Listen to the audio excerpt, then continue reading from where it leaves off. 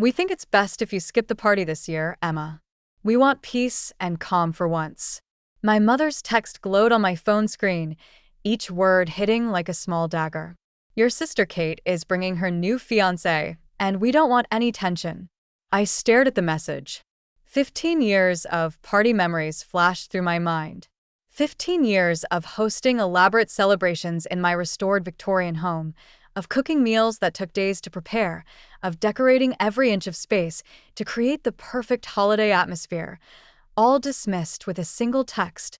My name is Emma Sullivan, and at 38, I'd just been uninvited from my family's party celebration, the one I've been hosting since I was 23. The irony wasn't lost on me. They wanted to celebrate in peace in my sister's small apartment instead of my spacious home, the home once called too extravagant, too ambitious for a single woman. Perfect, I typed back, surprising myself with how steady my fingers felt. Enjoy your holidays. My mother's response was immediate. Don't be difficult, Emma. You know how you can get intense about everything. Kate wants a simple celebration this year. Intense. That's what they called my attention to detail, my desire to make everything special. When I restored this old Victorian house by myself, they called it intense. When I turned my baking hobby into a successful online cooking channel, they called it intense. When I created magical party celebrations that neighbors talked about all year, they called it intense. I set my phone down and looked around my living room. The party tree wasn't up yet. It was only November 30th, but I could already picture where everything would go. The handmade ornaments I collected over the years, the vintage decorations I carefully restored, the special angel that always topped the tree. My phone buzzed again. Emma, you're not upset, are you? We just think it's Kate's turn to host. She's engaged now, and Mark's family is very traditional. Traditional. Like my sister, who changed careers every 2 years, was traditional. Like my parents, who never hosted a party themselves, were traditional. I picked up my phone, opened my banking app, and smiled. No worries at all, I replied. I have other plans anyway. And I did. Plans that had been in motion for months. Plans that would make this party unforgettable, just not in the way my family expected. The next morning, I made 2 calls. The first was to my friend Olivia, who ran the local children's home. Everything's set, she told me excitedly. The kids can't wait. Are you sure about this? Emma, more sure than I've ever been, I replied, my heart warming at the thought of what was to come. The second call was to my agent. Yes, I had an agent now, another thing my family dismissed as intense. The contract signed, she confirmed. The Food Network loved your party's special pitch. They'll start filming next week. I hung up and looked at my phone. 3 more texts from my mother, each more probing than the last. What other plans? You always host Christmas. Are you going somewhere? Emma, answer me. I set my phone to silent and pulled out my planning notebook, the one my sister had mocked as obsessive last party when I was organizing the perfect holiday meal. This year, it held different plans, special plans. The doorbell rang, interrupting my thoughts. It was Mrs. Anderson from next door, clutching a tin of cookies. Emma, dear, I just heard from your mother at the market. Is it true you're not hosting the party this year? The whole neighborhood looks forward to your celebrations. I smiled, taking the tin.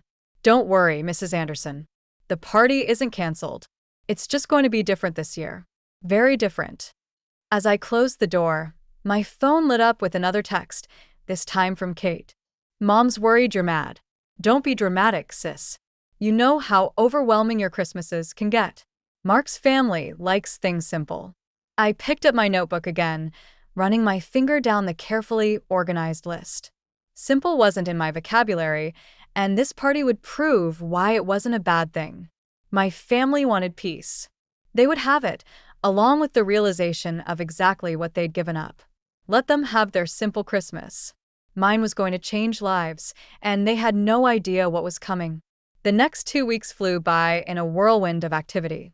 While my family sent probing texts about my plans, I was busy transforming my Victorian home into something magical. The Food Network crew arrived, setting up equipment and capturing every moment as I decorated each room with a different theme. And this, I explained to the camera, gesturing to the massive tree in my living room, is our wish tree. Every ornament represents a child's party dream. The producer wiped away tears as I showed her the handwritten wishes from the children's home, each one carefully transformed into a beautiful decoration. My phone buzzed constantly. Kate's messages grew more irritated. Mom says you're not even answering about party dinner preferences. Are you trying to make me look bad? I smiled, remembering how last year she complained that my traditional party dinner was showing off. Now, apparently, my absence was equally problematic. The local news caught wind of what was happening. Local chef partners with children's home for party miracle, read the headline. My mother called immediately. Emma, what's this article about? Are you doing this to spite us? No, Mom, I replied calmly, watching as volunteers helped set up the outdoor light display. I'm doing this because, while you're all seeking peace, 30 children from the home have never experienced a real party celebration. The silence on the other end was telling. But what about family? She finally managed. Exactly, Mom. What about family? My father tried next, his gruff voicemail message almost making me laugh. Princess, your sister's very upset. She thinks you're trying to steal attention from her engagement. Can't you just come to her apartment for a quiet dinner instead of whatever this is? I was reviewing the final plans with Olivia when Kate showed up unannounced. She stood in my foyer, taking in the transformation with wide eyes. What? What is all this? The house was stunning. Each room told a story. The dining room set for 35 children plus staff, the living room with its massive wish tree, the kitchen preparing for cooking lessons where the kids would learn to make party cookies. This, I said, gesturing around, is what a party should be about. Not peace and quiet, but joy and giving. Kate struggled, watching a crew member adjust lights for the upcoming TV special. Is that a Food Network van outside? It is, I said. Turns out my intense approach to a party is exactly what they were looking for. The special airs on party eve. Kate's face flushed. So, this is about showing us up, making us look bad for wanting a simple family Christmas. I shook my head, handing her a folder. Inside were photos and stories of each child who would be celebrating here, along with their party wishes. No, Kate. This is about making sure these children have the party they deserve, the kind of magical celebration I used to create for our family, before it became too overwhelming for everyone. She flipped through the pages, her expression softening. Emma, hi. You should go, I said gently. You have your simple party to plan, remember? Mark's traditional family is waiting. After she left, Olivia squeezed my arm. Your sister looked shocked. She's not the only one who'll be surprised, I replied, checking my planning notebook one last time. Everything was falling into place perfectly. That evening, my mother called again. Emma, honey, we've been thinking. Maybe we were hasty about Christmas. Your house has always been perfect for hosting. Sorry, Mom. I cut her off, but everything's arranged now. The children's home is counting on the celebration, and the Food Network has their schedule set. You and Kate enjoy your peaceful Christmas. I'll be creating some magic here. I could almost hear her mental calculations, the lost opportunity to be part of what was becoming the talk of the town, the realization that their simple party wouldn't make the same impact. But we're family, she tried one last time. Yes, I agreed, watching more decorations being carefully placed. We are. And sometimes family needs to learn that peace isn't about excluding people. It's about embracing what makes each person special. As I hung up, another text from Kate popped up. I showed Mark the folder. He wants to know if you need more volunteers for the children's celebration. I smiled, adding his name to my volunteer list. Maybe some traditions were worth keeping after all, just not in the way my family had expected. Party Eve arrived with a blanket of fresh snow, making my Victorian home look like something out of a fairy tale. The Food Network crew was capturing every moment as excited children from the home arrived in small groups, their eyes wide with wonder. Welcome to Party Magic. I greeted each child, my heart warming at their amazed expressions. The house had been transformed beyond even my expectations. Every room sparkled with lights, each space designed to create perfect memories. My phone had been surprisingly quiet for the past few days. After Kate's fiancé, Mark, volunteered, something had shifted. He'd spent several evenings helping set up, clearly impressed by the scale of what we were creating. "Your sister talks about simple celebrations," he'd said one night, "but this is what a party should be." The party special began airing at 7 p.m. I was too busy with the children to watch, but Olivia kept me updated on the social media explosion.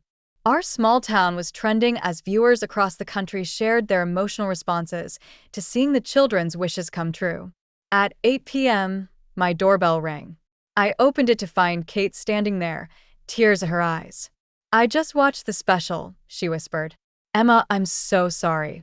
We were wrong. All these years. We called you intense when you were just magical." Behind her stood my parents, looking both ashamed and awestruck. My mother clutched her handkerchief while my father couldn't stop staring at the joy-filled scene through my front windows. "The way those children look at you," my mother said softly, "it's the same way you used to look when planning a party each year before we started complaining about it being too much." I stood in my doorway, watching their faces as they took in everything: the children decorating cookies in the kitchen, the singing coming from the living room, the pure happiness that filled every corner of my home. "Peace comes in many forms," I said finally. "Sometimes it's in the quiet, but sometimes it's in the chaos of joy." My father stepped forward, pulling me into a tight hug.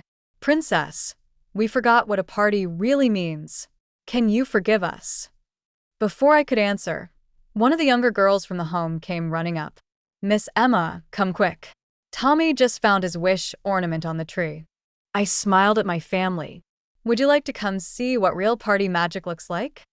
They followed me inside, where Tommy, a shy 8-year-old, was clutching his ornament with trembling hands. Inside was a note confirming his greatest wish. He'd been approved for adoption, and his new family wanted to surprise him tonight. As Tommy fell into his new parents' arms, there wasn't a dry eye in the house. The Food Network crew captured it all, while my mother gripped my hand tightly. "This is what you do," she whispered. "You make dreams come true." Kate moved through the room, helping children with their cookie decorating, while Mark led a group in party carols. My father found himself surrounded by kids eager to hear his stories, his usual reserve melting away in the face of their enthusiasm. Later that night, as the celebration continued, my mother found me in a quiet corner. "When we said we wanted peace this Christmas, we thought that meant something simple and quiet. But this," she gestured to the joy-filled rooms, "this is real peace. Watching dreams come true, seeing love in action. That's all I ever wanted to create," I replied. Every Christmas, every celebration, it was about making magic real. The evening wound down with hot chocolate and carol singing. The children, tired but happy, were safely returned to the home, except for Tommy, who left with his new family. The Food Network crew packed up, promising this would become a holiday tradition. As my family prepared to leave, Kate hugged me tightly. "Our simple party tomorrow seems a bit silly now," she admitted. "Any chance your intense sister and her magical house could host instead?" I laughed, pulling out my planning notebook. I might have already prepared for that possibility. My father chuckled. "Of course you did, Princess. You always think of everything." And so, party day found my family back in my Victorian home, celebrating together as we always had. But this time, there was no criticism of my intense planning, no complaints about it being too much.